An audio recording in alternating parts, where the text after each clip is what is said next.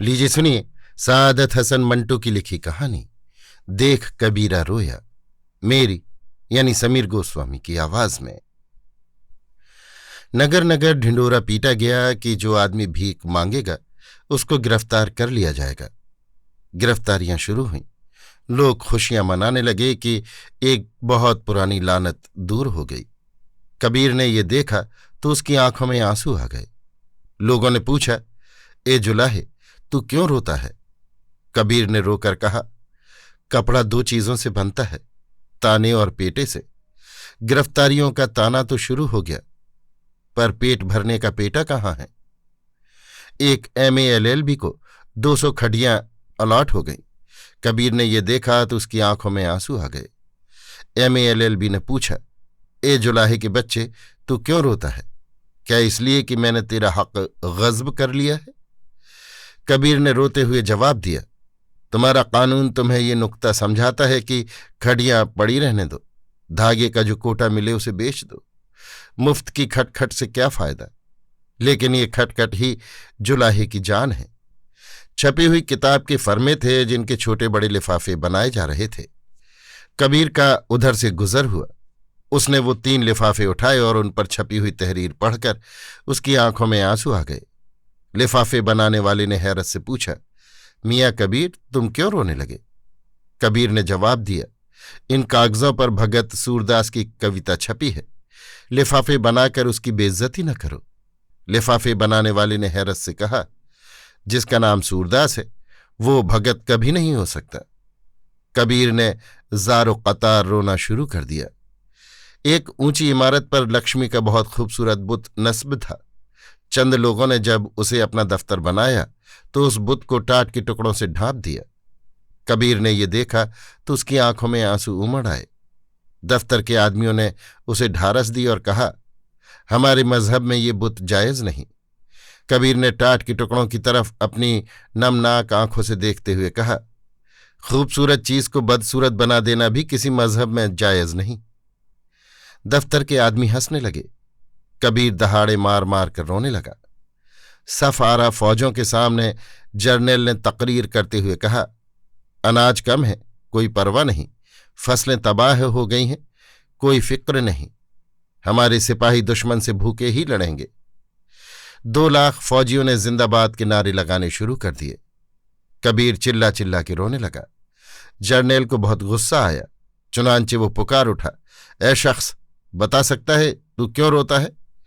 कबीर ने रोनी आवाज में कहा, ए मेरे बहादुर जर्नैल, भूख से कौन लड़ेगा? 2 लाख आदमियों ने कबीर मुर्दाबाद के नारे लगाने शुरू कर दिए। भाइयों, दाढ़ी रखो, मूछें कतरवाओ और शरई पजामा पहनो। बहनों, एक चोटी करो, सुर्खी सफेदा न लगाओ, बुर्का पहनो।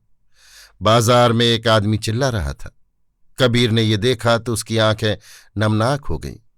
चिल्लाने वाले आदमी ने और ज्यादा चिल्लाकर पूछा, कबीर, तू क्यों रोने लगा? कबीर ने अपने आंसू जब्त करते हुए कहा, तेरा भाई है न तेरी बहन, और ये जो तेरी दाढ़ी है इसमें तूने वस्मा क्यों लगा रखा है? क्या सफेद अच्छी नहीं थी? चिल्लाने वाले ने गालियां देनी शुरू कर दी। कबीर की आंखों से टप टप आंसू गिरने लगे। एक जगह बहस हो रही थी। अदब बराए अदब है, महज बकवास है, अदब बराए जिंदगी है। वो जमाना लद गया, अदब प्रोपगंडे का दूसरा नाम है। तुम्हारी ऐसी की तैसी, तुम्हारे स्टालिन की ऐसी तैसी, तुम्हारे रजत पसंद और फला फला बीमारियों के मारे हुए फलाबेयर और बावलेयर की ऐसी की तैसी। कबीर रोने लगा। बहस करने वाले बहस छोड़कर उसकी तरफ मुतवज्जा हुए। एक ने उससे पूछा, तुम्हारे तहतुल शूर में जरूर कोई ऐसी चीज थी जिसे ठेस पहुंची? दूसरे ने कहा, ये आंसू बुरजवाई सदमे का नतीजा है। कबीर और ज्यादा रोने लगा। बहस करने वालों ने तंग आकर बैक जबान सवाल किया, मियाँ ये बताओ कि तुम रोते क्यों हो?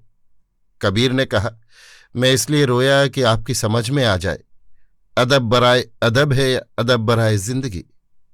बहस करने वाले हंसने लगे। एक ने कहा, ये प्रोलतारी मसखरा है। दूसरे ने कहा, नहीं, ये बुरजवाई बहरूपिया है। कबीर की आंखों में फिर आंसू आ गए।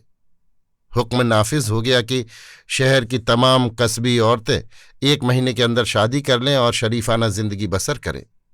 कबीर एक चकले से गुजरा तो कस्बियों के उड़े हुए चेहरे देखकर उसने रोना शुरू कर दिया। एक मौलवी ने उससे पूछा, मौलाना आप क्यों रो रहे हैं? कबीर ने रोते हुए जवाब दिया, अखलाक की मौल्लिम इन कस्बियों के शोहरों के लिए क्या बंदोबस्त करेंगे? मौलवी कबीर की बात न समझा और हंसने लगा। कबीर की आंखें और ज्यादा अश्कबार हो गईं। 10-12 हजार के मजमे में एक आदमी तकरीर कर रहा था, भाइयों, बाज़याफ्ता औरतों का मसला हमारा सबसे बड़ा मसला है। इसका हल हमें सबसे पहले सोचना है। अगर हम गाफिल रहे तो ये औरतें कहबा खानों में चली जाएंगी, फाहिशा बन जाएंगी। सुन रहे हो? फाहिशा बन जाएंगी। तुम्हारा फर्ज है कि तुम उनको इस खौफनाक मुस्तकबिल से बचाओ और अपने घरों में उनके लिए जगह पैदा करो। अपने अपने भाई या अपने बेटे की शादी करने से पहले तुम्हें इन औरतों को हरगिज हरगिज फरामोश नहीं करना चाहिए। कबीर फूट फूट कर रोने लगा। तकरीर करने वाला रुक गया। कबीर की तरफ इशारा करके उसने बुलंद आवाज में हाजरीन से कहा, देखो उस शख्स के दिल पर कितना असर हुआ है। कबीर ने गुलूगीर आवाज में कहा, लफ्जों के बादशाह, तुम्हारी तकरीर ने मेरे दिल पर कुछ असर नहीं किया। मैंने जब सोचा कि तुम किसी मालदार औरत से शादी करने की खातिर अभी तक कुंवारे बैठे हो तो मेरी आंखों में आंसू आ गए। एक दुकान पर यह बोर्ड लगा था, जिन्ना बूट हाउस। कबीर ने उसे देखा तो ज़ारो कतार रोने लगा। लोगों ने देखा कि एक आदमी खड़ा है, बोर्ड पर आंखें जमी हैं और रोए जा रहा है। उन्होंने तालियां बजाना शुरू कर दी। पागल है, पागल है। मुल्क का सबसे बड़ा कायद चल बसा तो चारों तरफ मातम की सफ़ें बिछ गईं।